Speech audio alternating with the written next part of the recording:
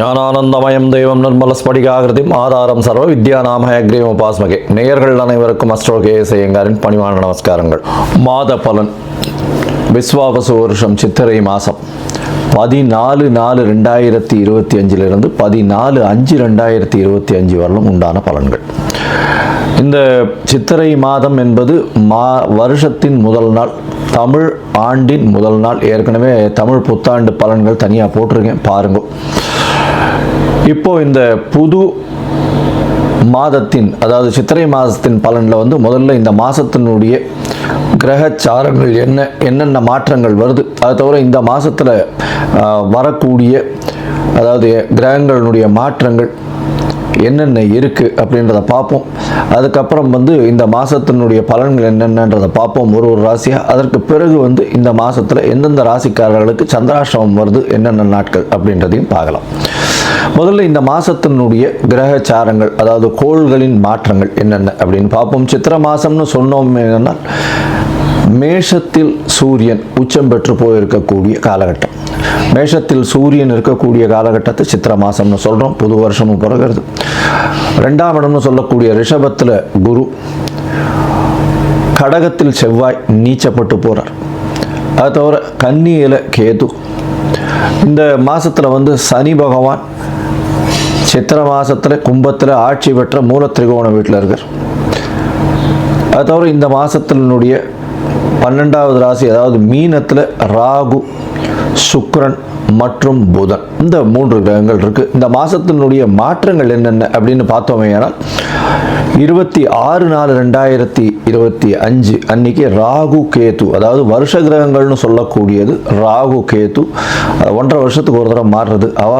மாற்றங்களை, அதாவது ராகு மீன ராசியிலிருந்து கும்பராசிக்கும், கேது கன்னி ராசியிலிருந்து சிம்ம ராசிக்கும் போகிற ராகு கேதுவினுடைய பெயர்ச்சி தனியாகவே போட்டிருக்கேன், பாருங்க. மேஷம் முதல் மீனம் வரை தனித்தனியாக போட்டிருக்கேன். அது தவிர பார்த்தோம்னா இந்த மாதம் 30/4/2025 அன்னைக்கு புதன் மேஷ ராசிக்கு போகிறார். அதற்கு பிறகு இந்த மாதத்தில் வரக்கூடிய இன்னொரு மாற்றம் என்ன அப்படின்னா, வருஷ கிரகமான குரு மாறுறார். எப்போ அப்படின்னா 11/5/2025 அன்னைக்கு மாறுறார். இது இந்த மாதத்தினுடைய கிரகச்சாரம். இந்த மாதத்தில் வரக்கூடிய விசேஷ நாட்கள் அப்படின்னு பார்த்தாலேயானால் 23/4/2025 அன்னைக்கு வாஸ்துன்னு சொல்லும்பொழுது வாஸ்து புருஷன் கண் விழிக்கும் நேரம் 8:04 9:34 வரலும் 1.5 மணி நேரம் கண்ணு முழுகிறார். அதாவது 90 நிமிஷங்கள் சூரிய உதயத்திலிருந்து இதை கணக்கு பண்ணிக்கணும். அதை தவிர பார்த்தாலேயானால் வாஸ்து கண் விழிக்கும் பொழுது எந்த ஒரு தோஷமும் கிடையாது. அதாவது அந்த காலகட்டத்தில் அடிக்கல் போடுறது, அதாவது மனை சாஸ்திரம் அடிக்கல் போடுறது, அதை தவிர புதுசாக வீடு கட்டுறதுக்கு ஆரம்பிக்கிறது, பெரிய கன்ஸ்ட்ரக்ஷன் போடுறது, பத்திரங்கள் பதிவு பண்ணுறது, இந்த மாதிரியான விஷயங்கள் பண்ணும் பொழுது நல்ல ஒரு ஏற்றங்கள் கிடைக்கும். அதை தவிர வீட்டுக்கு வாசக்கால் வைக்கிறது, இதெல்லாம் வாஸ்து நேரத்தில் பண்ணுவது மிகவும் சால சிறந்தது. வாஸ்து கண் விழிக்கும் நேரத்தை 5 பிரிச்சிருக்காங்க, 18 நிமிஷமாக. 5-18 நிமிஷம். முதலில் வாஸ்து கண் விழித்து காலை கடனை முடிக்கிறார். அதற்கு பிறகு ஸ்நானம் செய்கிறார். அதற்கு பிறகு பூஜை செய்கிறார். அதற்கு பிறகு அதாவது சாப்பாடு, அதாவது அவர் உண்ணக்கூடிய நேரம் 18 நிமிஷம். அதற்கு பிறகு தாம்பூலம் தரிக்கும் நேரம். இந்த உண்ணக்கூடிய நேரத்திலையும் தாம்பூலம் தரிக்கும் நேரமான கடைசி 36 நிமிஷம், அதாவது 8:58 9:34 வரலும் இருக்கக்கூடிய நேரத்தில் செய்யக்கூடிய அனைத்து வேலைகளும், அதாவது கன்ஸ்ட்ரக்ஷனுக்குன்னு அந்த இது எந்த ஒரு சிவில் கன்ஸ்ட்ரக்ஷனாக இருந்தாலும் அது வெற்றியை கொடுக்கும் அப்படின்றது சொல்கிறேன். அதனால் வாஸ்து ரொம்பவும் முக்கியமான விஷயம்.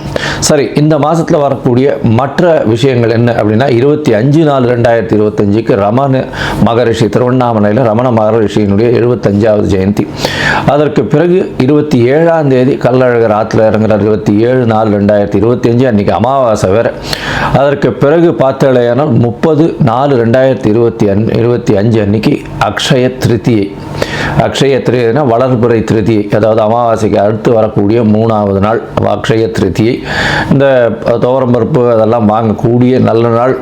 பொதுவாகவே தங்கம் வாங்கணும் அப்படின்னு வச்சுருக்காங்க. இப்போ அப்படிலாம் கிடையாது. துவரம்பருப்பு, வெல்லம், அடுத்தது கொஞ்சோண்டு உப்பு வாங்கினாலே வீடு சுபிக்ஷமாக இருக்கும், கவலைப்பட வேண்டாம்.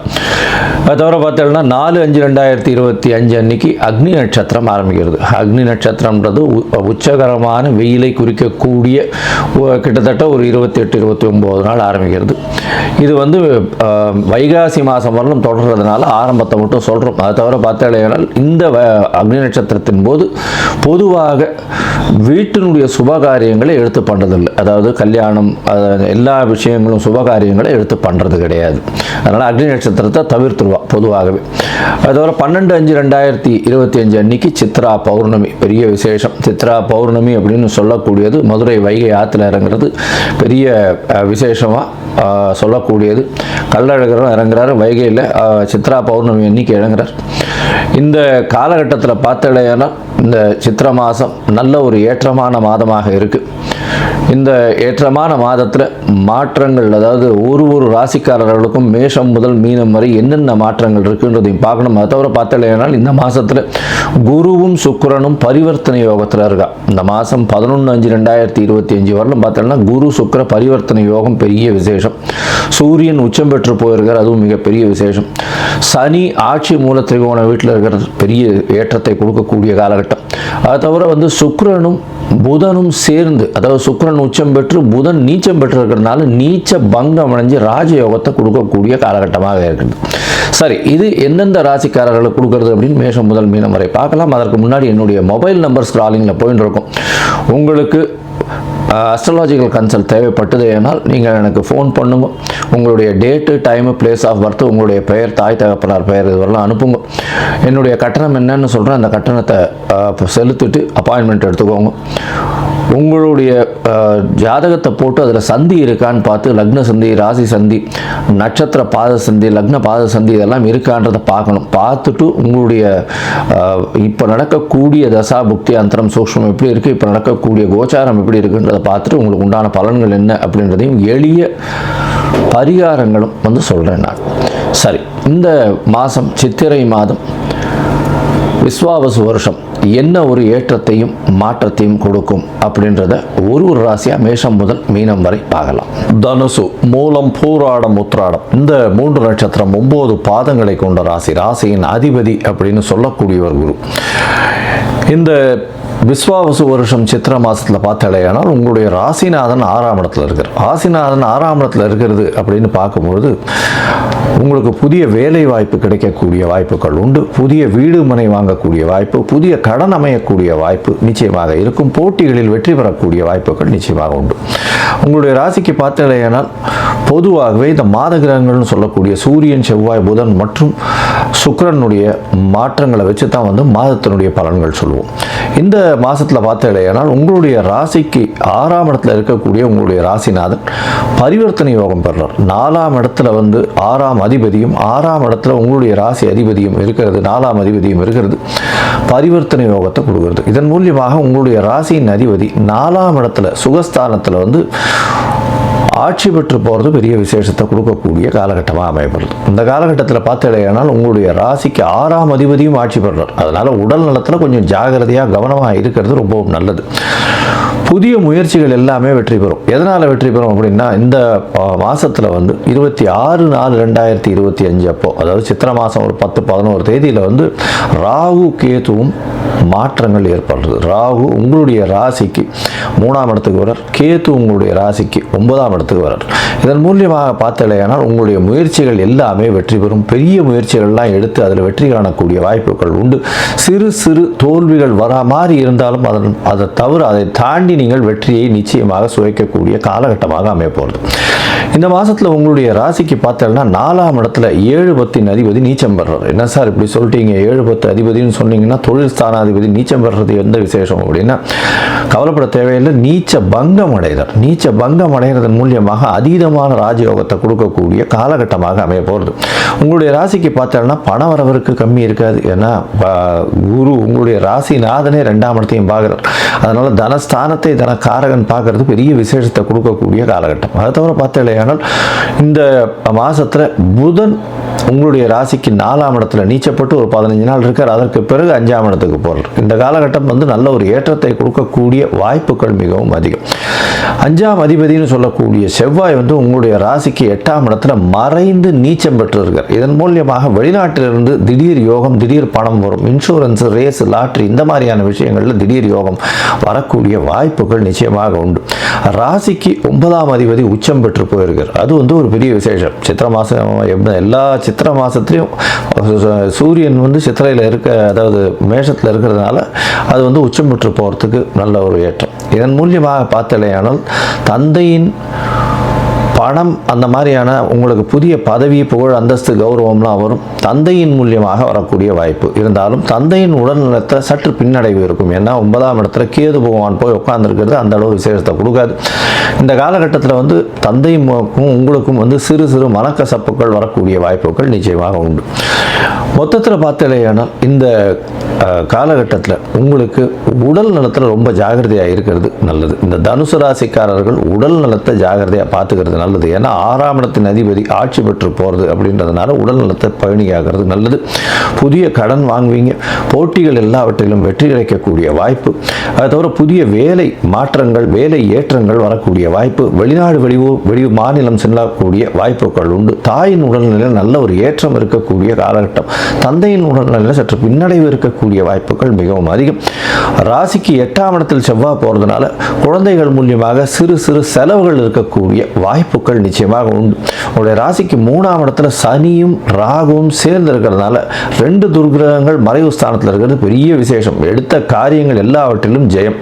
இளைய சகோதரர்கள் கூட சிறு சிறு பிரச்சனைகள் இருக்கக்கூடிய காலகட்டமாக அமைய போகிறது. மொத்தத்தில் பார்த்தீங்கன்னா இந்த காலகட்டத்தில் உங்களுக்கு எல்லா விதமான ஏற்றமான விஷயங்கள் நிச்சயமாக நடக்கும். உங்களுடைய முயற்சிகள் எல்லாமே வெற்றி பெறும்னு சொல்லியிருக்கோம். இருந்தாலும் இந்த காலகட்டத்தில் சில நாட்கள் இந்த முயற்சிகளை தள்ளி போடுறது நல்லது அப்படின்னு சொல்கிறோம். அது வந்து சந்திராஷ்டம காலம்னு சொல்கிறோம்.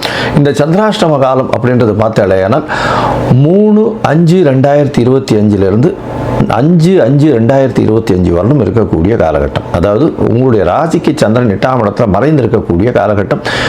மதிகாரகன்னு சொல்லக்கூடிய சந்திரன் மறைஞ்சு இருக்கிறதுனால நிச்சயமாக தவறான முடிவுகள் எடுக்கக்கூடும். அதனால் வெளியூர், வெளிமாநிலம், வெளிநாடு செல்லக்கூடிய விஷயங்களை கொஞ்சம் தள்ளி போடுறது இந்த காலகட்டத்தில் நல்லது. மொத்தத்தில் தனுர் ராசிக்காரர்களுக்கு நல்ல ஒரு ஏற்றமான காலம். கவலைப்பட தேவையில்லை. உடல் நலத்தில் மட்டும் ரொம்ப ஜாகிரதையாக இருக்கணும். உங்களுடைய முயற்சிகள் எல்லாமே வெற்றி பெறக்கூடிய வாய்ப்புகள் உண்டு. புதிய வேலை, புதிய முடிவுகள் எடுக்கக்கூடிய காலகட்டம். புதிய வேலை மாற்றம், புதுசாக வீடு, மனை வாங்கக்கூடிய வாய்ப்புகள் உண்டு. இந்த மாதத்தில் நீங்கள் வந்து அருகில் இருக்கக்கூடிய ஆலங்குடி, அதாவது தஞ்சாவூர் பக்கத்தில் ஆலங்குடி குருவினுடைய க்ஷேத்திரம்னு சொல்லுவாள். ஒரு தடவாவது அங்கே போயிட்டு வர்றது ரொம்ப விசேஷம். அதுவும் வந்து இந்த லெக்சரர்ஸு, ப்ரொஃபஸர்ஸு, தங்கம் வியாபாரம் பண்ணுறவங்க, அதை தவிர வந்து பேங்கிங் செக்டரில் இருக்கிறவங்க, இவங்களுக்கெல்லாம் வந்து பெரிய ஏற்றம். நாலேஜ் டிரான்ஸ்ஃபர், கேடின்னு சொல்லக்கூடிய நாலேஜ் டிரான்ஸ்ஃபர் பண்ணக்கூடிய வேலைகள்லாம் பெரிய ஏற்றம் கிடைக்கக்கூடிய காலகட்டமாக அமைய போகிறது. உங்களுடைய சந்திராஷ்டம நாட்கள் 3/5/2025 5/5/2025 வரலும் இருக்கு. இந்த மாதம் நல்ல ஒரு ஏற்றமான மாதமாக இந்த தனுசு ராசிக்காரர்களுக்கு விஸ்வாவசு வருஷம் சித்திரை மாதம் அமையும்னு சொல்கிறேன்.